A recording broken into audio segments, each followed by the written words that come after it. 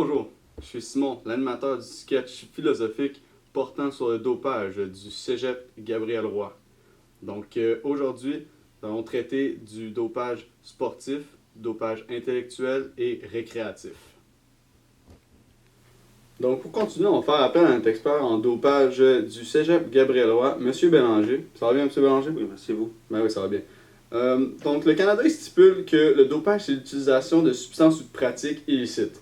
Selon les trois branches du dopage qu'on va parler, nous, donc c'est-à-dire le récréatif, sportif et le intellectuel, est-ce que vous croyez qu'il y a vraiment une différence entre ces différents dopages-là? Non, je ne crois pas qu'il y ait une grande différence, tout est dans l'utilisation. D'ailleurs, le pharmacien Georges Lemonde, professeur à la faculté de pharmacie de Paris, stipule qu'il n'y a en fait aucune différence. Tout est selon sa définition, en fait, c'est l'utilisation du procédé de manière anormale ou dangereuse pour le corps humain en tant que tel qui fait augmenter sa capacité physiologique, qui fait la grosse différence. En plus, si on regarde le dopage intellectuel ou sportif, c'est toujours sensiblement mêmes substances utilisées. Donc, ça reste tout le même tout partout. Donc, M. Bélanger, vous m'avez dit qu'il y avait une définition différente de celle du Canada. Est-ce que vous êtes en train de dire qu'il n'y a pas vraiment de définition qui font un consensus? Non, il n'y en a pas vraiment qui font consensus. En fait, toutes les définitions font consensus sur seulement 2 points. La majorité des définitions font consensus sur 2 points. Un, ils s'appliquent toutes aux sportifs, de quelque manière que ce soit. Et deuxièmement, sont concrétisés par une liste de substances et de produits illicites que les gens ne peuvent pas utiliser. Donc, c'est les 2 points communs que nous pouvons dire qui font l'unanimité, mais ne font pas dire que tous les autres points communs font l'unanimité. Et ces substances-là, ils sont pareils pour intellectuels et sportifs? Donc... Ouais, comme j'ai dit auparavant avec la définition de Dr. Lemonde, les substances sont semblables. Tant que ce soit un golfeur qui va prendre du pot, de la marijuana pour se calmer, tant un étudiant va faire un examen pour prendre de la marijuana pour se calmer, pour diminuer le stress, c'est la même utilisation, même substance, donc ça s'applique à tout le monde. Ok, parfait. Donc, on sait que le dopage est une pratique extrêmement moderne en raison des avancées technologiques. Donc, on peut vraiment développer de substances qui augmentent nos capacités. C'est incroyable. Est-ce que ça fait longtemps qu'on utilise des produits pour être plus performants? Ça fait depuis le début des temps, depuis l'Antiquité. La notion de dopage date de l'Antiquité, en fait. Depuis tous les temps, l'homme cherche à augmenter ses capacités physiques, à augmenter ses performances. Juste si on regarde l'Iliade et l'Odyssée, sont riches d'exemples, de tels exemples. Que ce soit des boxeurs qui ingèrent des viandes spécifiques pour augmenter leur capacité physiologique. D'ailleurs, si on regarde un peu le côté historique, en les années 60, en 63 pour être précis, c'est la première fois qu'on voit vraiment un effort au niveau mondial, européen, tout de moins, pour instaurer une politique restreignant l'utilisation des substances dopantes. Pourquoi il y a eu ça? C'est un cycliste lors des Jeux olympiques de Rome qui est décédé suite à des complications d'utilisation de substances illicites. Il n'était pas illicite pour le moment, mais d'utilisation de substances. Donc, tous les États membres du Conseil de l'Europe ont décidé d'instaurer une loi, en fait, un contrôle antidopage dans ces années-là. Depuis, de nombreuses lois ont été rajoutées à celle-ci. D'ailleurs, en 2008, il y a une nouvelle loi du côté mondial. L'Agence mondiale d'antidopage qui ont rajouté une loi. Ça l'étend un peu la pénalisation de l'utilisation des substances dopantes. La seule exception qu'il y a, c'est si c'est à des fins thérapeutiques. Par exemple, quelqu'un qui fait des crises de nervosité a le droit d'utiliser des tranquillisants pour apaiser ses crises d'anxiété. Okay. Donc, M. Bélanger, parlez-nous un peu de ces substances illicites. Ils se définissent en 3 classes. Il y a la classe des substances interdites, la classe des méthodes interdites, puis la classe des substances et méthodes restreintes. Dans cette classe-là, notamment, on retrouve l'alcool qui est très réglementé, mais que nous avons le droit de consommer. Ensuite, je vais parler de la consommation aussi. La consommation aussi en 3 catégories. Il y a l'usage, l'abus et la dépendance. Dans l'usage, nous voyons presque qu'il n'y a pas d'effets, des petits effets, des fois des petits cas cliniques significatifs, mais en majorité pas des gros risques, pas des gros effets. Si on va dans l'abus, là, c'est là qu'on retrouve des plus gros risques, des plus gros effets. Des cas cliniques plus graves, des cas psychologiques, physiologiques plus graves. Ensuite, on va dans la dépendance, là, c'est là qu'on peut retrouver la mort, des AVC, paralysation des membres du corps, des très gros dommages corporels. C'est pas mal ça. Admettons, je vais juste donner un exemple d'abus. Si on regarde le lanceur Éric Gagné, qui était un des meilleurs lanceurs qui a gagné le trophée Cy Young à l'apogée de sa carrière, il consommait des substances dopantes illicites, puis aujourd'hui il ressent les effets. C'est pas juste présentement, c'est aussi à long terme qu'il faut regarder.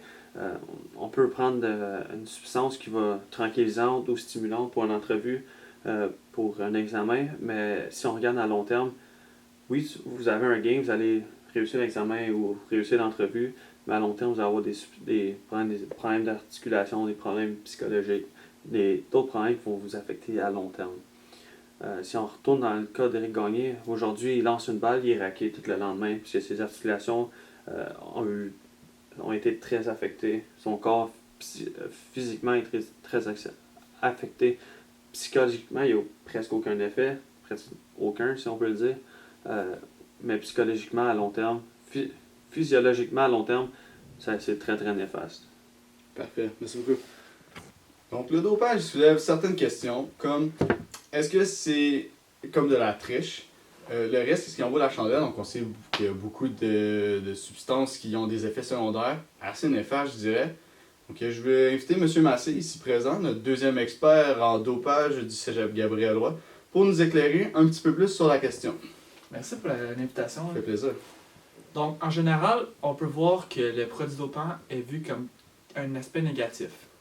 Présentement, parce que la triche, c'est représenté comme de la triche.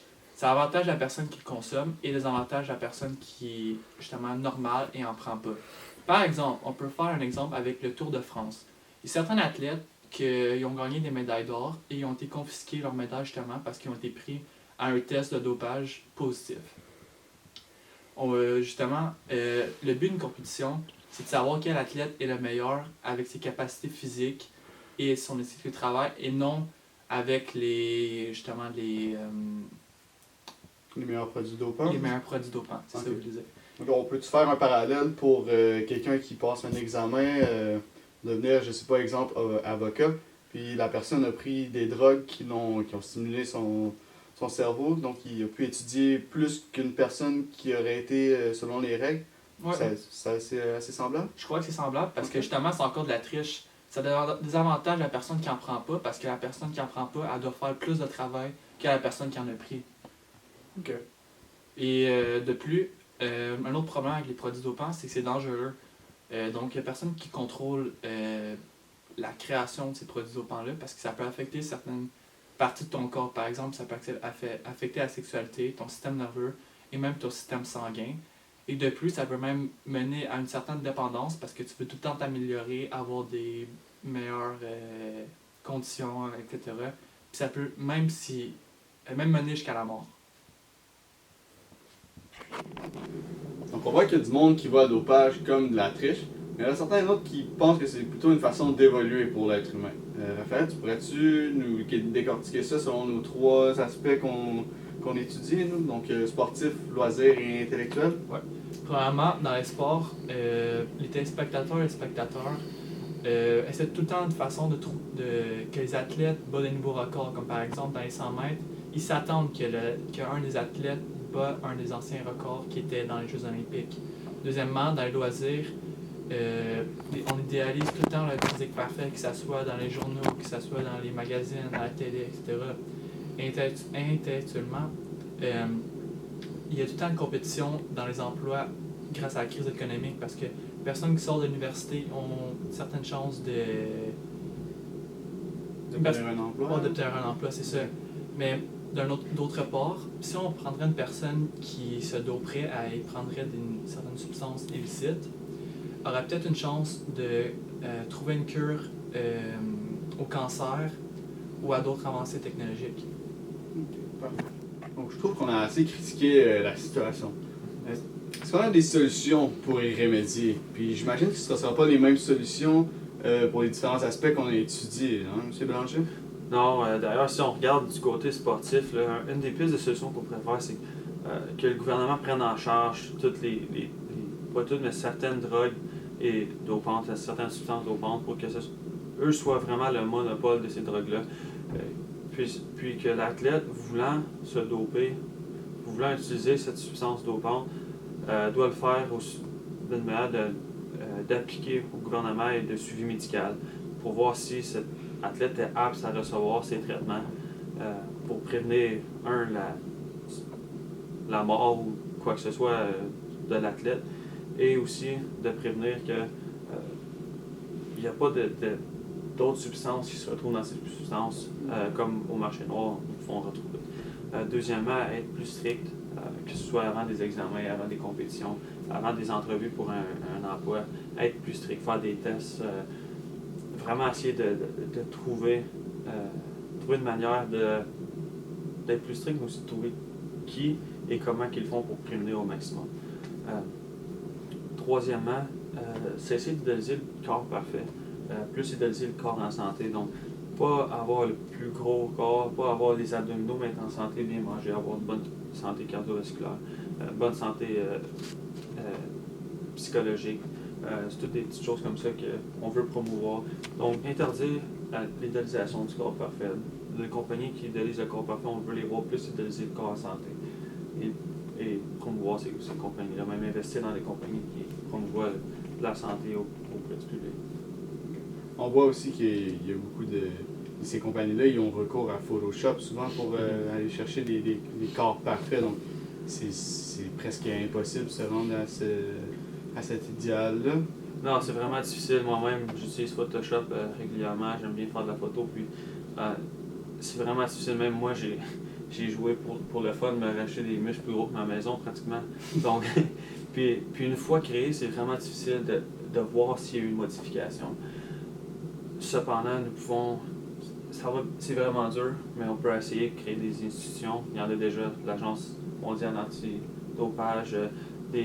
On n'a pas le droit de faire de la publicité déjà sur certaines choses, mais juste rendre plus strict et mettre la mentalité des gens de ne pas vouloir juste vendre, mais de vouloir vendre un bon produit, de vendre pour le bien du public et non pas juste pour leur bien faire du profit, mais vraiment pour créer un produit qui a de l'allure, sécuritaire, non néfaste pour les individus. Analysons maintenant la situation selon les courants de pensée philosophiques. L'utilitariste stipule que la valeur suprême, c'est le bonheur et la diminution de la douleur. Donc, selon l'utilitariste, se doper dans les sports compétitifs causerait plus de bien que de mal, car les multispectateurs auraient plus de plaisir à regarder la compétition. On sait que regarder des sportifs apporter des grosses performances dans leur sport et battre des records, c'est beaucoup plus stimulant à regarder qu'un sport qui n'évolue pas, donc qui apporte toujours les mêmes performances à chaque année. Du côté intellectuel, les avancées technologiques ils pourraient faciliter la vie d'innombrables personnes. Si, je sais pas, par exemple, on trouve une cure pour le cancer ou le sida, c'est certainement bénéfique pour la majorité de la société. Maintenant, pour le dopage de loisirs, l'utilitariste il renoncerait à cette pratique parce que le corps parfait il est souvent inatteignable, même en utilisant des produits dopants. Donc, on peut voir le nombre de personnes chez les médias qui ont un corps parfait, avoir eu recours à des chirurgies plastiques, à des cas de Photoshop. Donc, c'est souvent inatteignable, même avec des produits dopants. Ça peut créer des dépressions, même des cas d'anorexie chez les personnes qui veulent absolument atteindre cet idéal-là. Bon, maintenant que j'ai retrouvé mon micro, je peux demander à mon expert en dopage, M. Massé, si lui aussi peut nous faire part d'un courant de pensée qui aurait un lien avec le dopage. Oui, évidemment, j'en ai trouvé un. C'est en fait, selon le courant philosophique, le personnalisme qu'on a vu en classe, qui en fait que la personne est la valeur suprême. Ce qui veut dire qu'il faut respecter cette personne car elle est le sujet de toutes les valeurs. Face au sujet du dopage, ce courant voit ce phénomène-là plutôt négativement, car la personne n'est pas mise de l'avant grâce aux grands risques que justement ce phénomène-là peut apporter au corps des individus, que ce soit justement sportif, intellectuel ou quel autre encore? Le loisir. Le loisir, c'est Bien bien ça. entendu. Comme par exemple, il peut avoir le fait de l'idéal du corps parfait qui peut emmener certains problèmes de santé, comme par exemple la boulimie ou d'autres troubles de nourriture ou de santé. C'est toute chose. Donc, je suis maintenant avec M. Bélanger, notre deuxième expert en dopage du Cégep Gabriel-Roy. Je crois que tu voulais nous parler de la philosophie kantienne par rapport au dopage. Oui, absolument. Pour commencer, je vais juste donner un exemple bref pour démontrer la philosophie kantienne. C'est l'exemple du portefeuille. Si vous trouvez un portefeuille dans le parc, dans la rue, vous allez toujours aller reporter au propriétaire. C'est un acte moral universel, c'est une contrainte, une obligation que nous avons intrinsèquement en dedans de nous autres.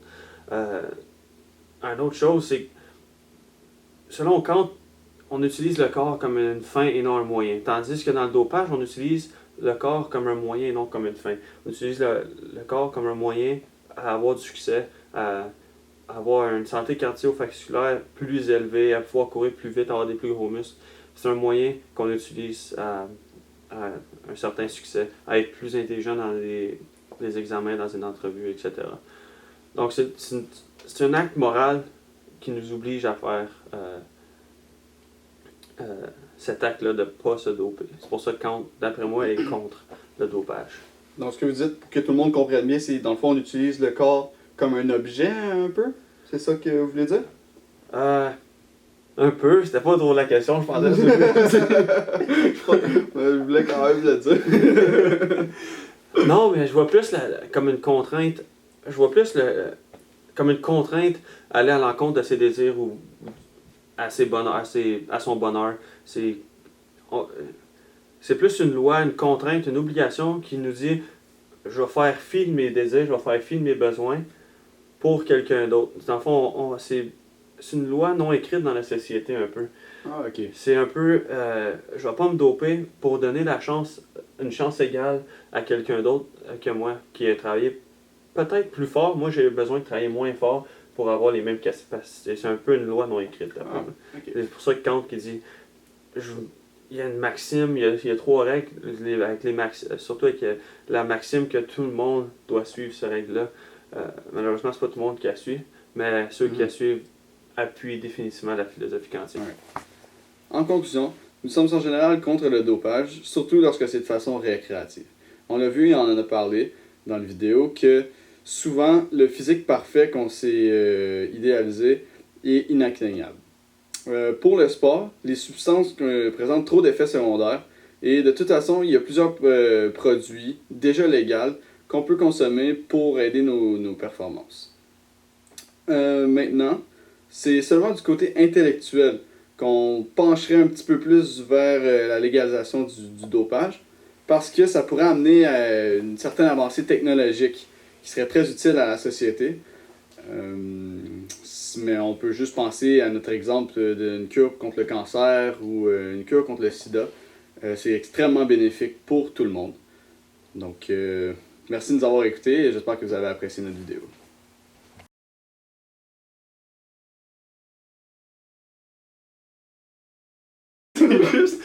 Au début, si je pense le début, j'écoute même pas ce que tu dis. Ouais, écoute même pas qu'est-ce que je dis. Moi, j'écoute même pas qu'est-ce que tu dis. Pour vrai.